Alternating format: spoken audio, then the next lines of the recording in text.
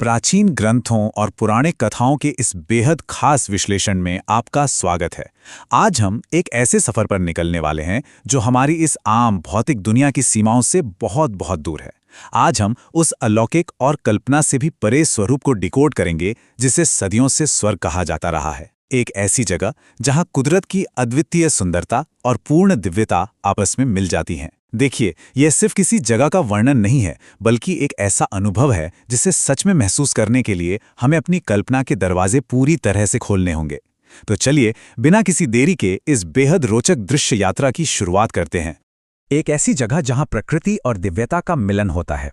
अब ये विचार आज की हमारी इस पूरी चर्चा का बिल्कुल मूल आधार है। पौराणिक ग्रंथों में जब भी इस परम आश्रय स्थल की बात होती है तो उसे हमेशा बहुत ही जीवंत और एकदम स्पष्ट प्राकृतिक उपमाओं के जरिए समझाया गया है। और ऐसा क्यों है? क्योंकि हमारा मन किसी भी परफेक्शन या पूर्णता को सबसे अच्छी तरह तभी समझ सकता है जब हम उसे अपने आसपास की सबसे खूबसूरत प्राकृतिक चीजों से जोड़कर देखें।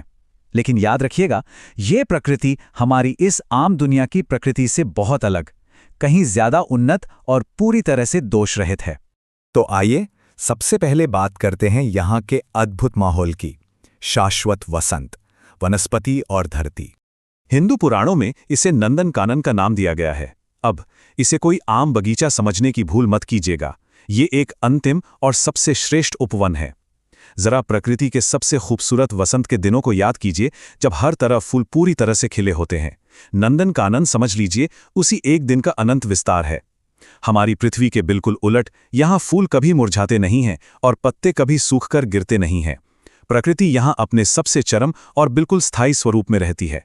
जरा इस स्वर्गीय इकोसिस्टम की कल्पना तो कीजिए। एक ऐसा वसंत जो कभी खत्म नहीं होता, और पारिजात जैसे दिव्य वृक्ष। अगर आप दुनिया के सबसे सुगंधित फूलों को एक साथ मिला भी देना तो भी वो पारिजात की उस दिव्य सुगंध का मुकाबला नहीं कर सकते जो वहाँ की हवाओं में हमेशा घुली रहती है। और बात सिर्फ हवाओं की नहीं है, यहाँ की धरती कोई आम मिट्टी या धूल नहीं है। ये बिल्कुल शुद्ध सोने की तरह चमकती है। इसके साथ ही नीलम और माणिक जैसे बहुमूल्य रत्नों से बने महल जो सूरज की रोशनी को सोखकर खुद किसी प्रकाश स्रोत की तरह जगमगाते हैं। ये एक ऐसा दृश्य है जो आंखों को चकाचौंध तो जरूर करता है, लेकिन बिल्कुल चुभता नहीं है। अब ठोस जमीन से थोड़ा ऊपर उठते हैं और समझते हैं वातावरण और आभा दिव्य प्रकाश को। देखिए, पृथ्वी पर हमारा सूरज हमें जीवन तो देता है, लेकिन कभी कभी उसकी रोशनी बहुत कठोर हो सकती है। हमारा तापमान भी लगातार बदलता रहता है, कभी कड़ाके की ठंड तो कभी झुलसाने वाली गर्मी, है ना? लेकिन इसके विपरीत स्वर्ग के दिव्य तत्व पूरी तरह से संतुलित हैं। वहां की चमक किसी भौतिक प्रकाश या तीखी धूप जैसी नहीं, बल्कि एक सौम्य और बहुत ही सुकून देने वाली दिव्य आभा जैसी होती है। एक ऐसा वातावरण जहां हमेशा सुगंधित और शीतल हवाएं बहती हैं, मानो कोई एकदम परफेक्ट तापमान हमेशा के लिए सेट कर दिया गया हो। और उस एकदम उत्तम वातावरण के बीच से नदियां बहती हैं।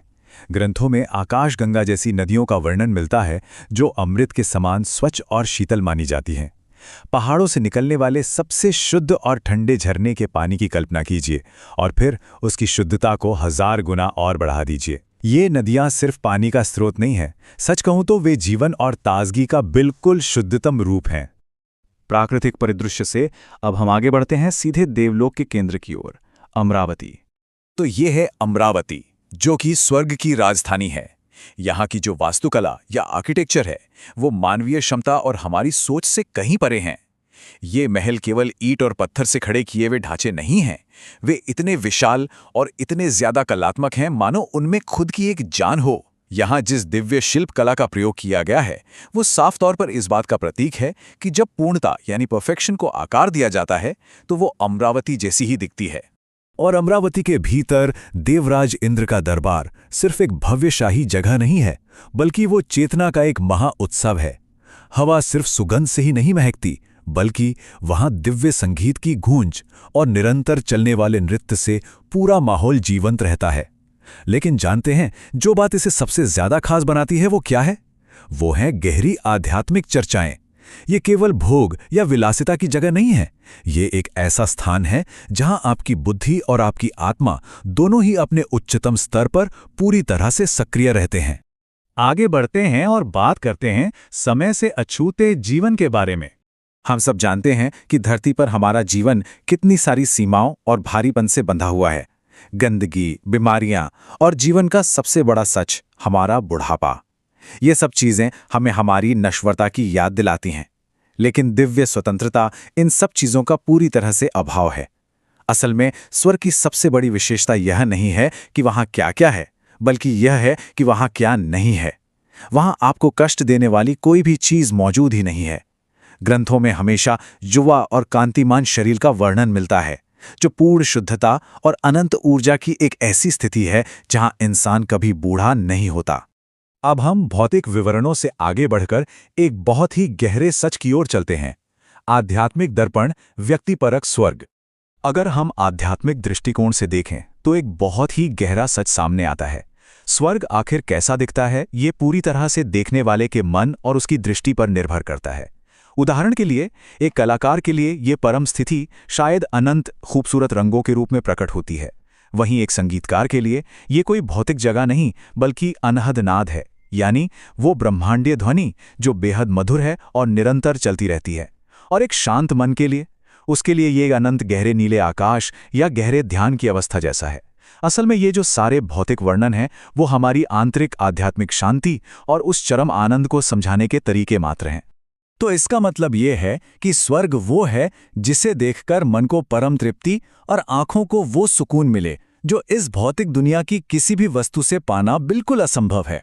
वो सोने की धरती, वो अमृत जैसी नदियां, वो हमेशा सुगंधित रहने वाली हवाएं, ये सब असल में एक रूपक हैं, एक उपमा है। ये उस गहरे आंतरिक संतोष और उस परम शांति का प्रतिनिधित्व करते हैं जिसकी तलाश हम इंसानों को हमेशा से रही है। हमारा ये आज का विश्लेषण आपको एक अंतिम और सबसे विचारणीय प्रश्न पर लाकर खड़ा कर देता है। क्या स्वर्ग सचमुच बादलों के पार कोई भौतिक स्थान है, या ये हमारी मानसिक और आध्यात्मिक तृप्ति की सबसे अंतिम अवस्था है? प्राचीन स्रोतों ने हमें प्रकृति के सबसे सुंदर और दोष रहित चित्र जरूर दिखाए हैं, लेकिन अंततः उन्होंने हमें अपने ही मन के भीतर गहराई में झांकने का एक रास्ता भी दिया है। ये एक ऐसा विचार है जो निश्चित रूप से आपके मन में लंबे समय तक गूंजता रहेगा। इस ज्ञानवर्धक चर्चा का हिस्सा बनने के लिए आपका बहुत बहुत धन्यवाद। मिलते हैं अगले विश्लेषण में।